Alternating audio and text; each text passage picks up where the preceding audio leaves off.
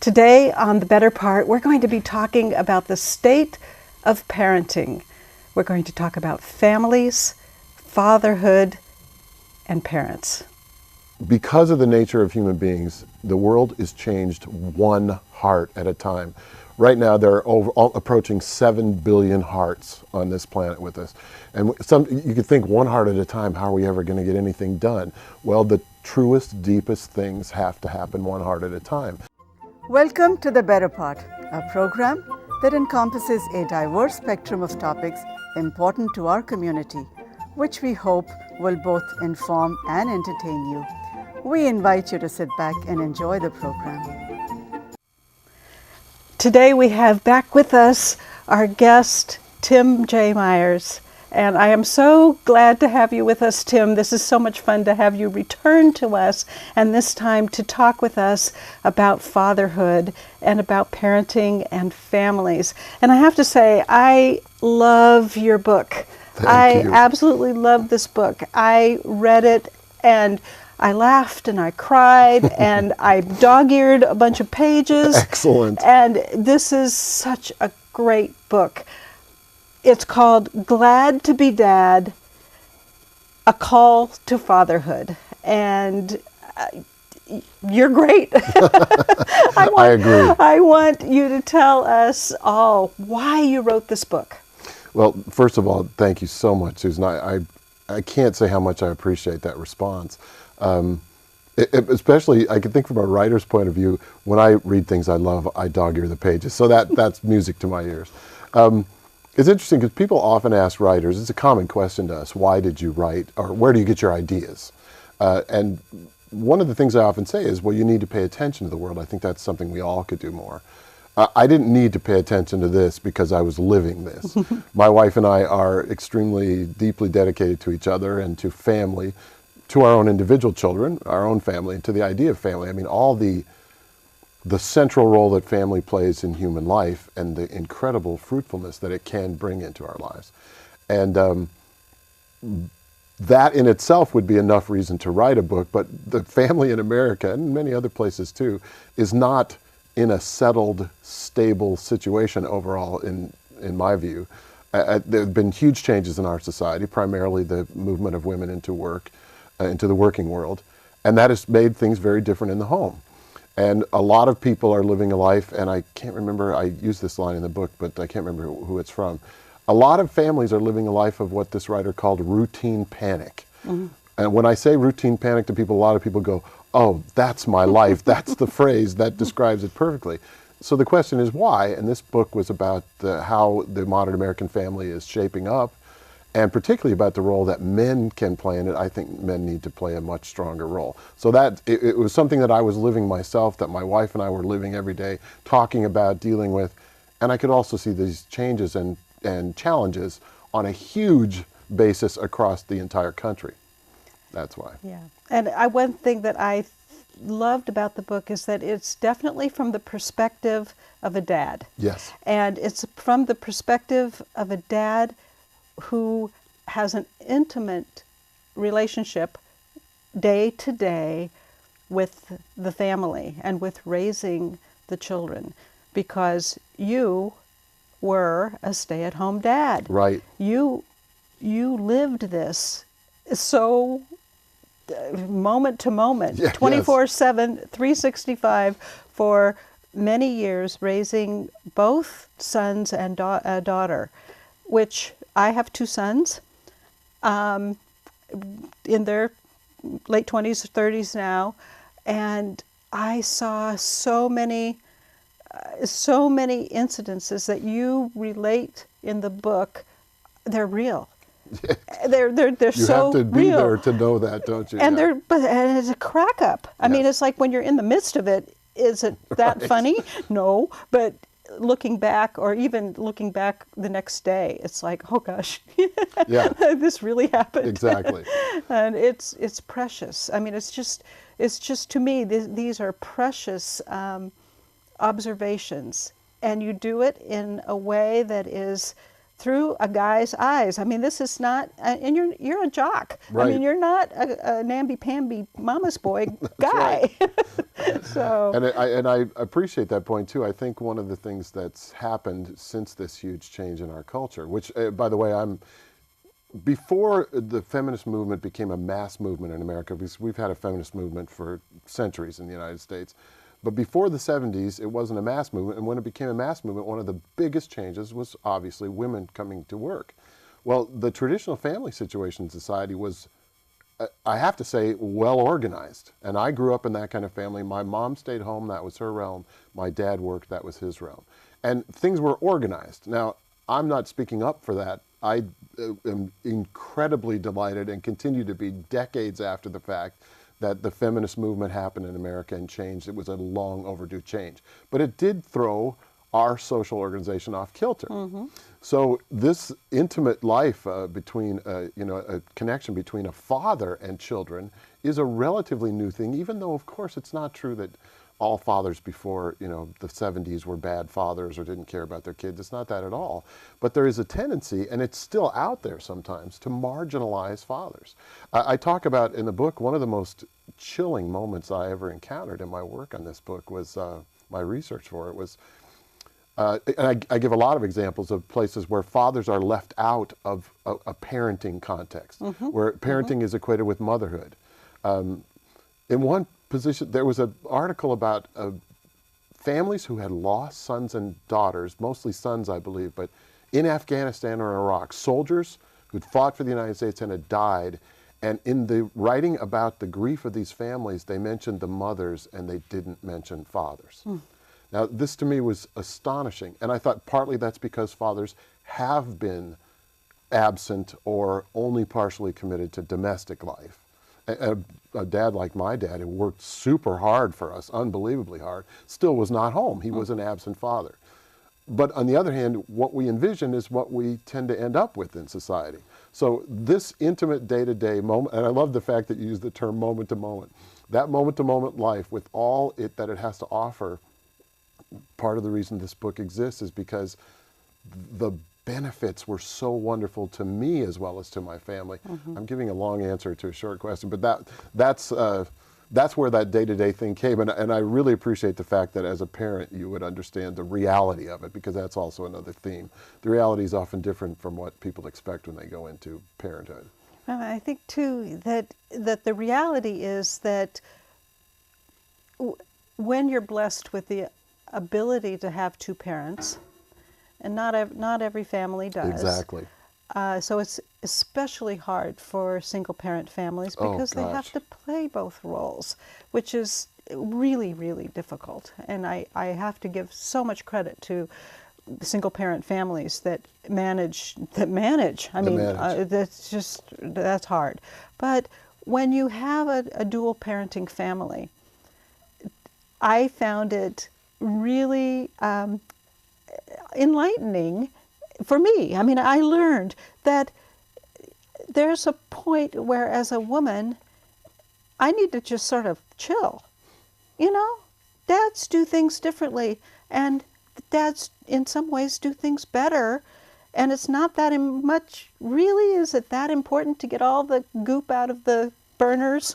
That I thought was a great example, because I do. Yes. When I do the dishes and I do the kitchen, I freak out if the burners aren't wiped out. But really, in the scheme of family life and parenting and what's really important to the family, is that important? No. This is a really interesting topic too, because this comes up again and again in all kinds of writing from different people about these issues. And I want to throw in, by the way, to go backtrack just for a second, not only is it this incredible pressure on a single family, a single parent, but I define family in a really broad way too. I mean, there are so many varieties of family now in the United States, and I salute all of them. So adoptive parents, gay parents, grandparents who are raising kids. And then you can't even begin actually to come up with all the wrinkles on the pattern. That's right. And I think that's a beautiful part of modern American diversity. But this whole question of how you run the household, One of the things I found, and my wife and I found really quickly, as you know, and again, I always say the single most important thing in a marriage is talking to each other, was that we ran up against these gender roles. And of course, I was a product of a very strong modeling of the traditional gender role. She was the same in her family. We wanted to do things differently, as young people often do. Most of what we wanted, it turned out we were right about, but also we were young. We had to figure things out as we went along. But those gender roles, you don't just turn those off, right? It's not like a spigot, No. like I'm a member of the 60s generation, I'm not going to be like my parents. You bring forward a tremendous amount of unconscious learned behavior. So for my wife and me, it's like in a marriage, there are often these conversations that span decades. One of the themes of our decades-long conversation has been tight versus loose. So I'm loose and she's tight, just like you're talking about. And one of the things we learned as I became a domestically committed father, and by the way, I don't believe that every man has to stay at home to be a domestically committed father. There are too many varieties of people's lifestyles and all kinds of things. But any man can be a domestically committed father. When I became a domestically committed father and working with my wife as parents and as marriage partners, those gender role things got in the way a lot. And we carried those things forward. And a simple thing is, I was too loose and she was too tight. And we both have moved toward the middle. And one of the things about this that I think is so beautiful is that it actually improves marriages in a huge way. The domestically committed male is going to have a much better marriage. His wife is going to be grateful. She's, by the way, the gratitude of women for men being domestically committed shouldn't be overplayed too, because she's already doing it, right? So it's not like I'm the wonderful guy. I get some feedback sometime where I want to say, yeah, it's great that I'm doing this, but look, my wife's been doing this all along, so let's not, don't lose our heads over how awesome I am as a man, whatever. But it makes that marriage stronger, and we both get closer to the middle. Yes. And in fact, I just saw some research this morning from a relatively new Pew study that showed that concerns, it's still a complicated picture. Husbands still do not do as much childcare or as much housework as wives do by a significant measure. But there is a coming together, a convergence of stress over work-life issues in both men and women in these two-family marriages, or two-person marriages. That doesn't make sense. dual parenting, thank you. And so you can see that the values are starting to shift so that men are considering that something that is their responsibility, and that is a big issue for me. You don't have the right, in my opinion, as a man to say, you take care of that, I'll take care of this. The world just doesn't work that way anymore. And of course, some families, I'm not saying there's anything wrong with having the traditional housewife, working husband thing, or vice versa, because we also have that with the working woman and the house husband. This coming together, though, this coming to the middle, to me is a beautiful, beautiful part of this. Oh, yeah. And I've been married for 41 years. Wow, congratulations. And raised 2 sons with a domestically committed dad. So what I see from reading the book, from hearing you speak, as well as from my own experience, is that marriage is about teaming. Yes. Life is about teaming. And my children have learned from having the experience of the teaming how to be team players. Absolutely right. And some stuff, you have on teams of various sorts, you have tight people and you have loose people. And that's good because we all can fill each other's gaps. And it's when we get hung up on trying to make the other team players be us, laying our values on them, that things get mucked up. Absolutely right. And you speak a lot in the book about values. And this is a book about family values. And it comes through so strong and clear that it's not judgmental at all.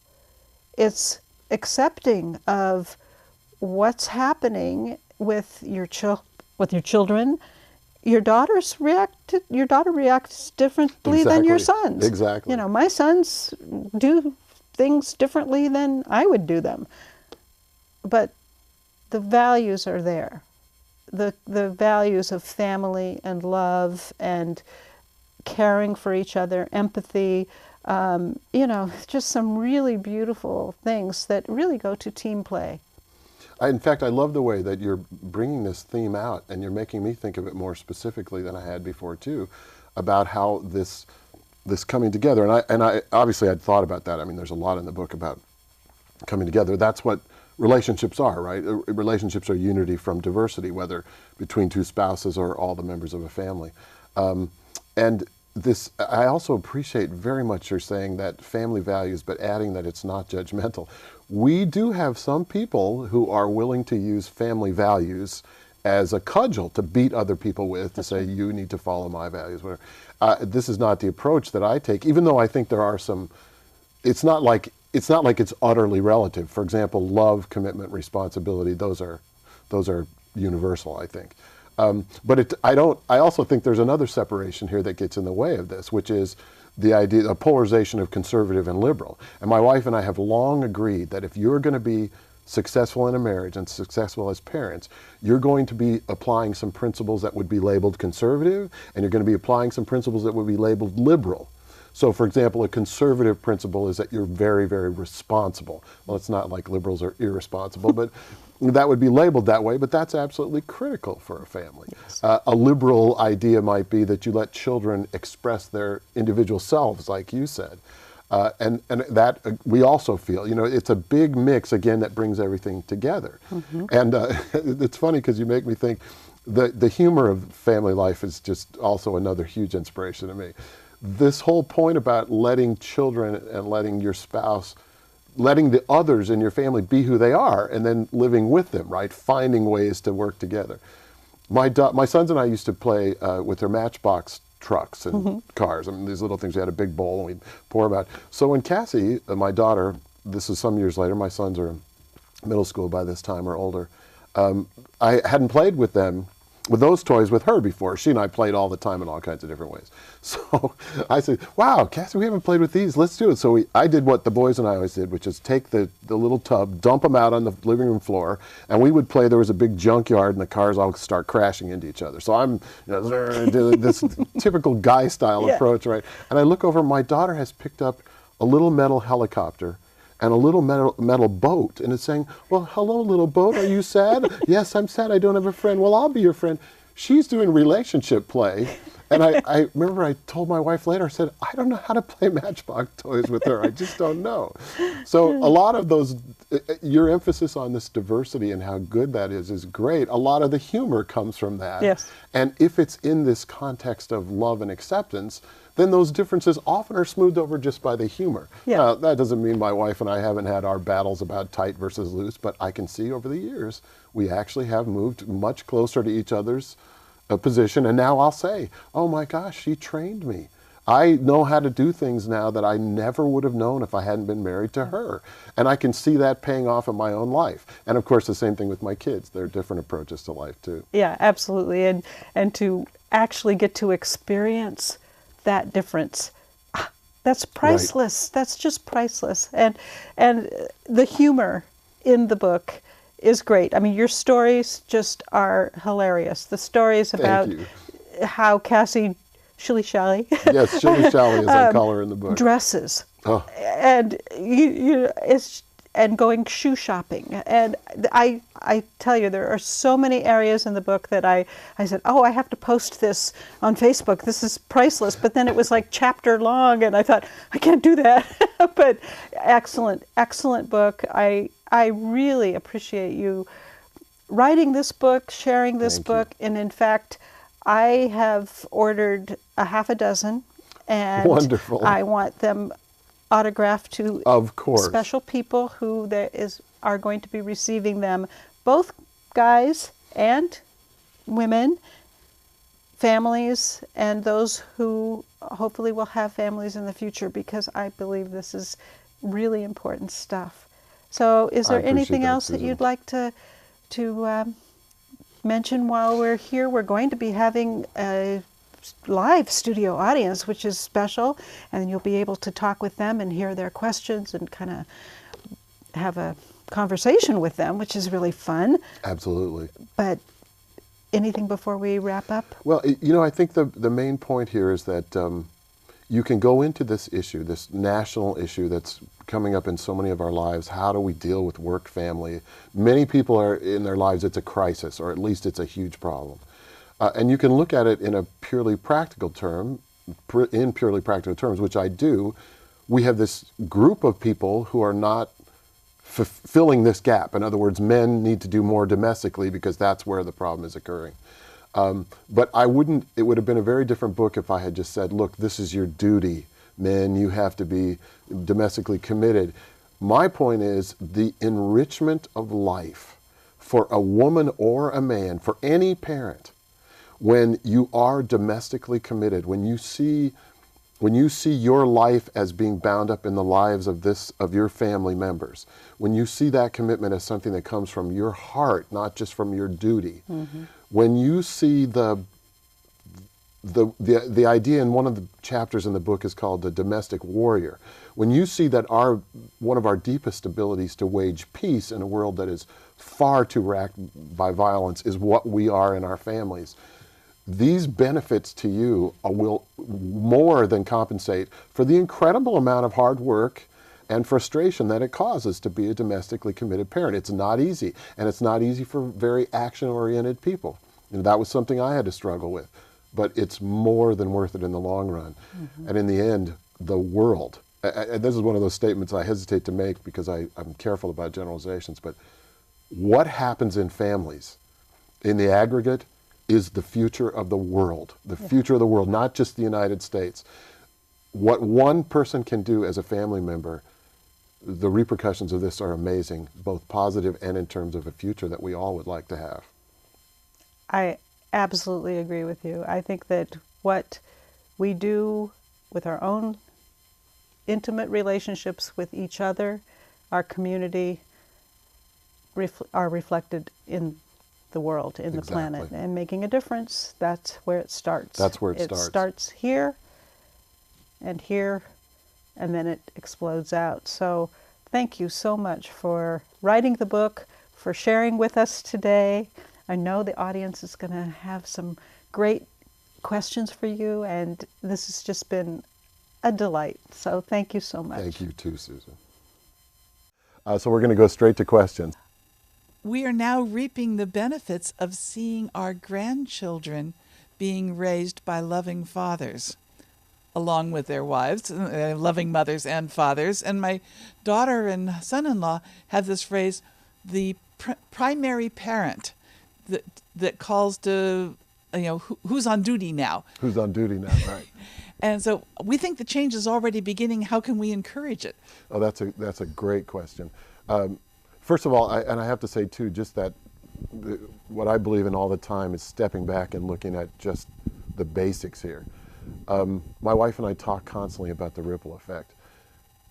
Because of the nature of human beings, the world is changed one heart at a time. Right now, there are approaching 7 billion hearts on this planet with us. And you could think one heart at a time, how are we ever going to get anything done?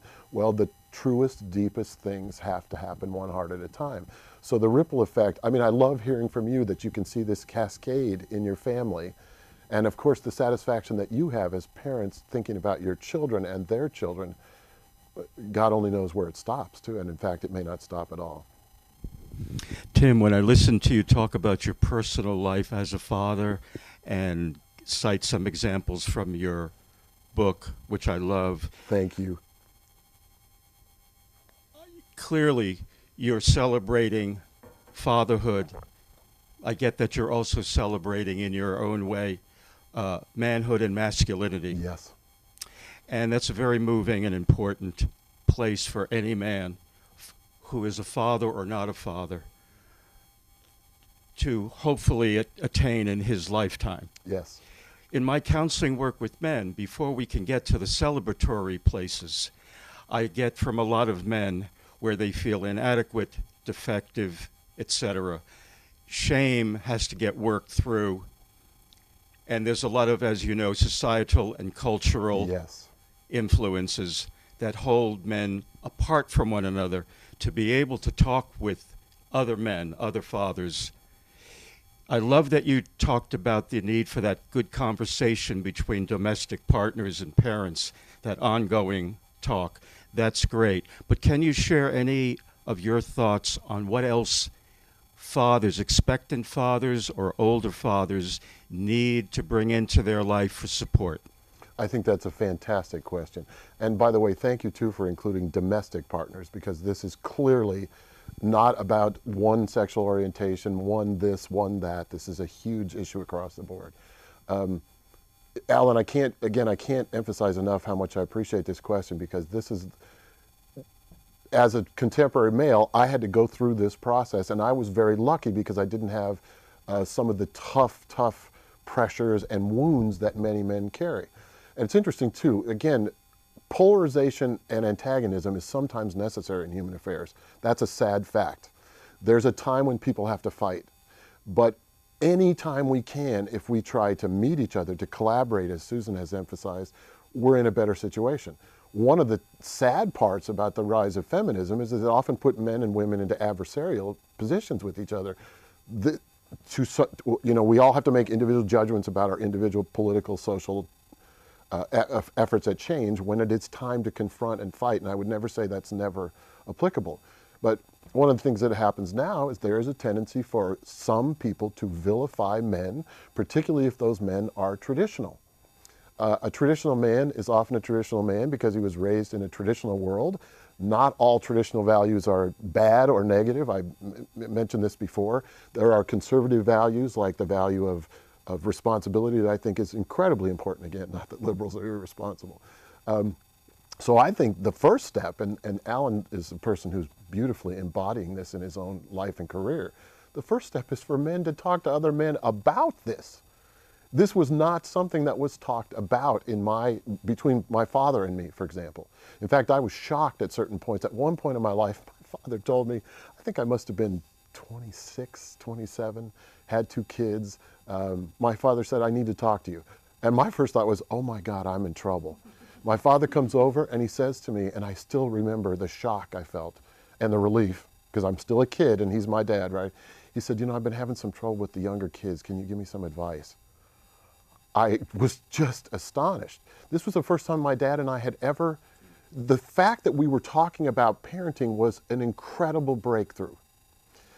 So I think what's really important, and again, your life embodies this, Alan, which I so appreciate.